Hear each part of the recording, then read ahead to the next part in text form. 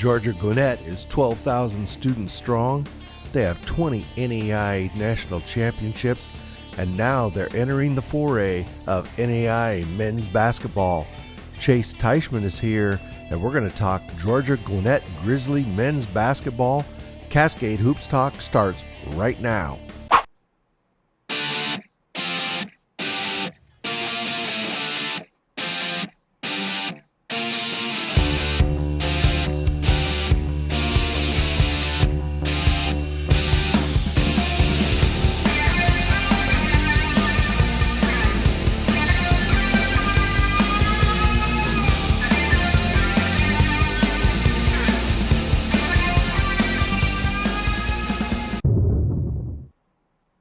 Chase Teichmann, definitely a proven commodity, goes over there to Georgia Gwinnett. As I said, they've decided to start men's and women's basketball. They're going to start next season. We're going to talk to Chase about that.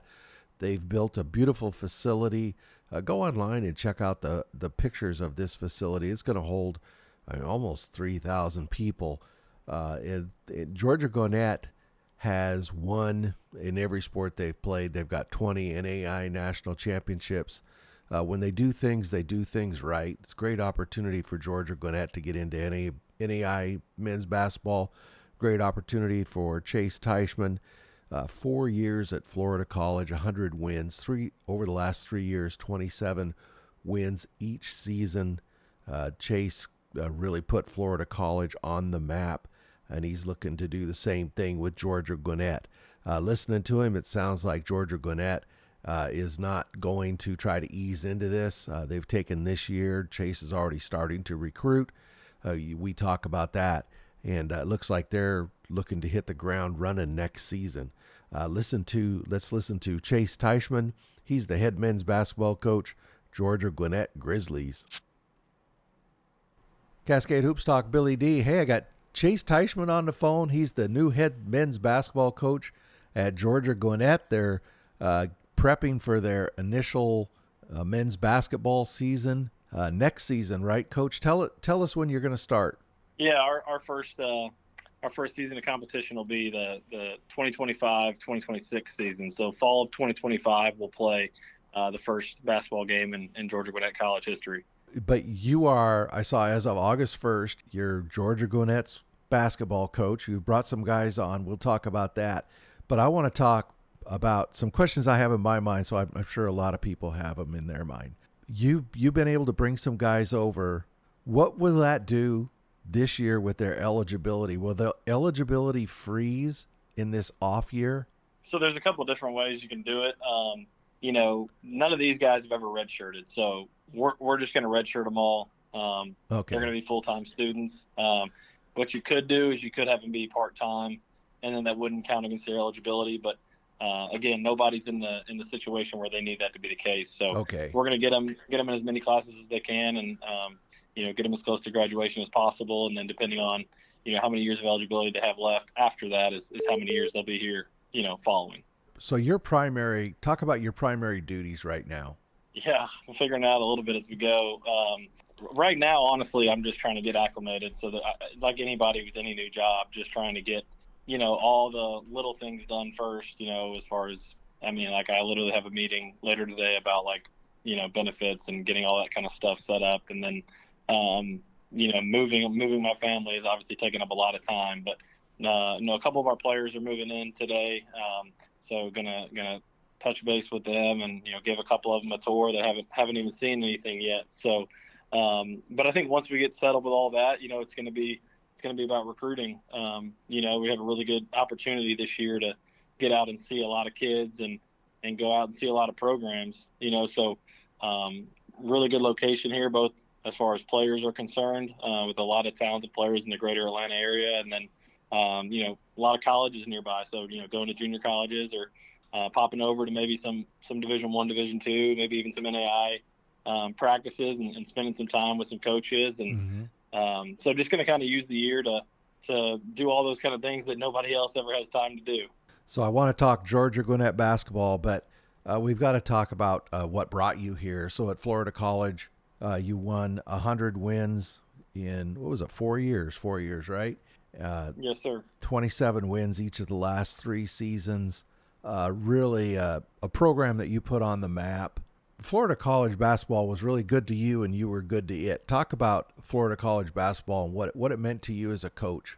An unbelievable time there. The last 4 years have been amazing. I was there 7 years total, and the last four as the head coach, and the last three, specifically, we did some really special things, and it was just so much fun, and I'm so proud of what we did, and the guys that we had around. They made it so much fun. And so that's, part of the reason why I'm glad I got to bring some of them, with me. Yeah.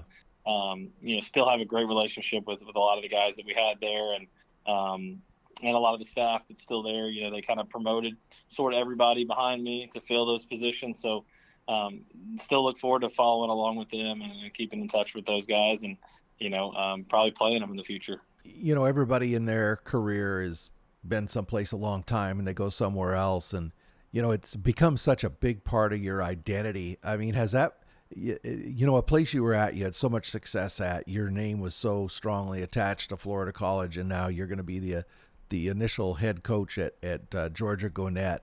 Has that been hard to grasp that you're going through as you're going through this metamorphosis? The process, I don't know. I've sort of got it down in my head, and I haven't slipped up or anything and said, the wrong thing yet. So I'll probably do that today. But I think, and I'll make sure I won't edit it out. Sure. But I think it's just so common now, both with players, I guess, and coaches, is, changing spots. I think it's normal. I think people can adjust pretty quickly, but you're right. I mean, 7 years in one place is a long time. And, I think, my friends and people that I've spoken to are they've kind of wrapped their head around it, and, places move on. Like they keep going without you. So exactly. They'll be okay. And we're really excited about what we're doing here. Before we started, I mentioned to you how excited I was when I read that Georgia Gwinnett was going to start men's and women's basketball, because they have such a profound athletic history there. They've competed since 2012 in the NAI. They have 18 NAI national championships and 27 conference tournament titles.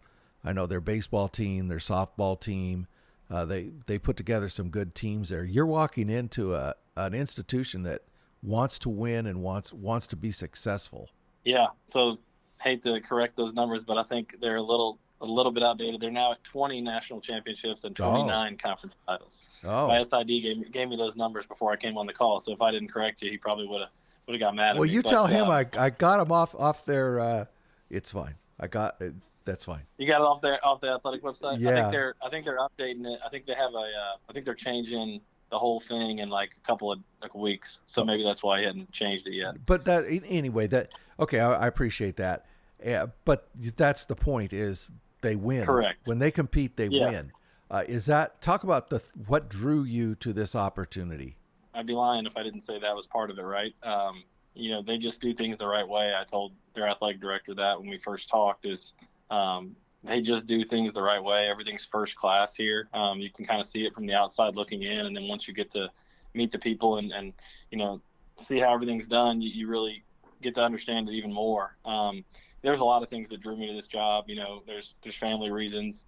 It's a really good situation for me and my family, and I just think all the things that you mentioned, the success. They have great facilities here. I think they fund things well. Going to have a full-time assistant. Just some stuff that you didn't have before that is really appealing. But mainly, it boils down to the people, and talking to the people here.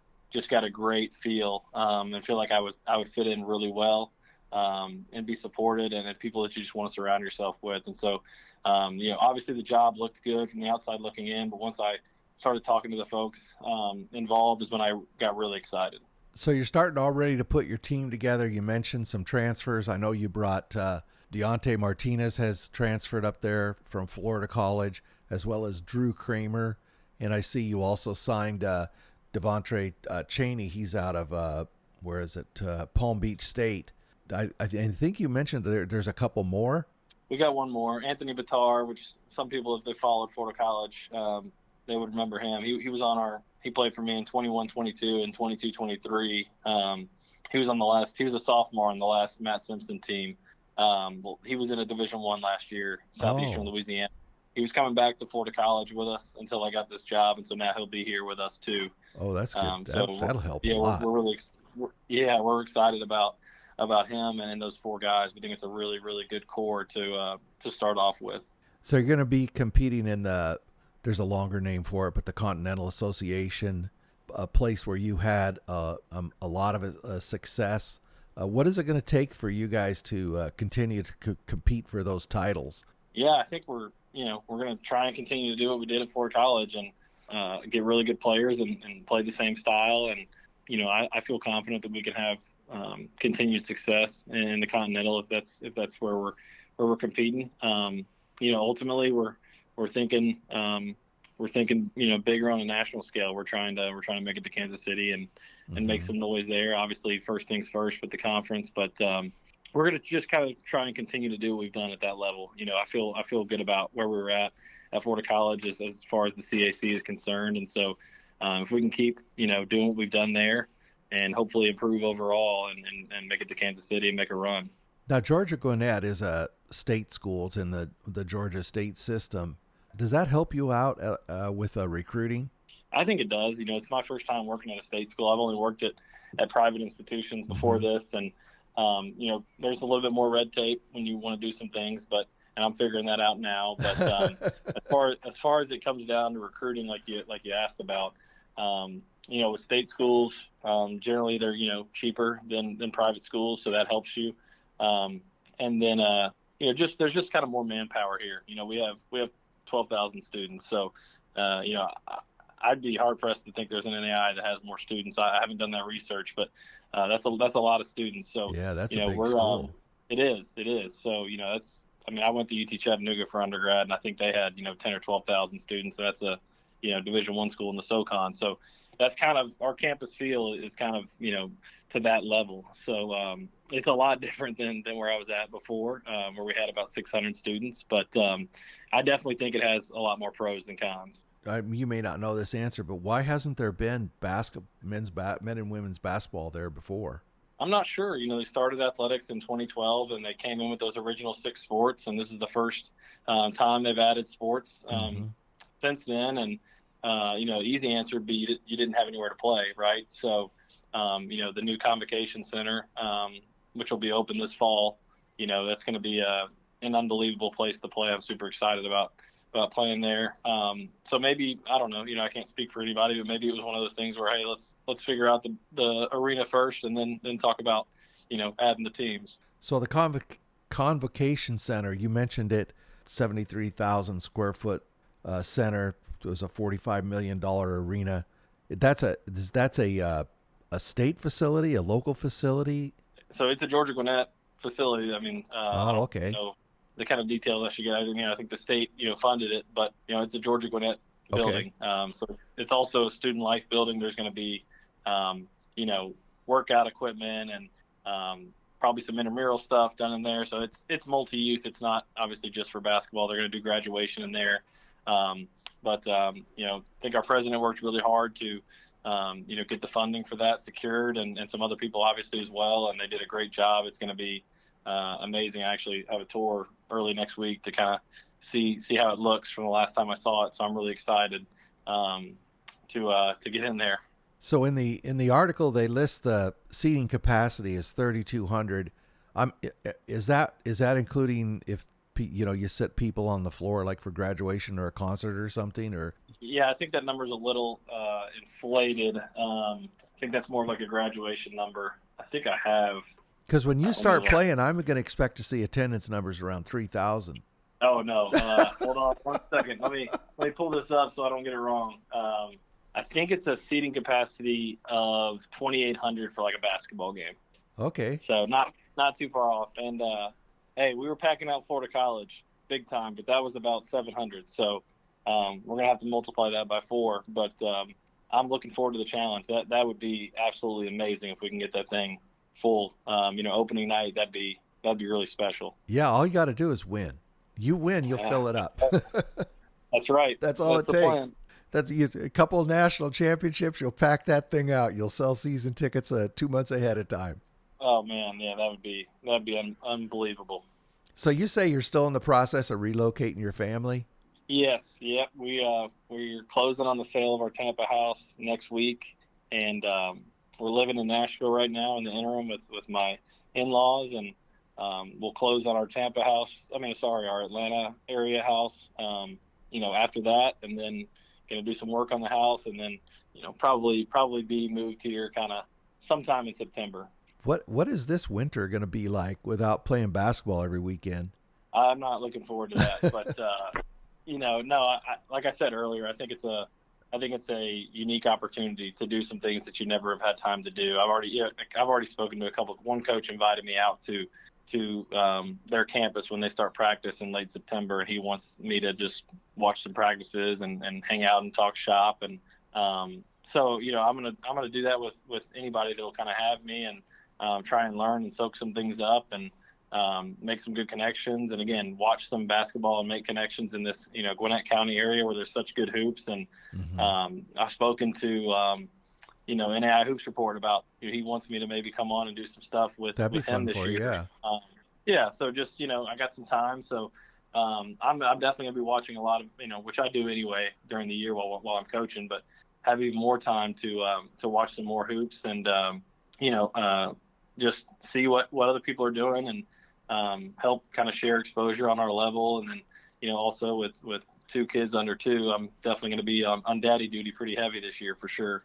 So for you, being new at Georgia Gwinnett and it being a new basketball program, when you guys kick off next season, what will be success for you?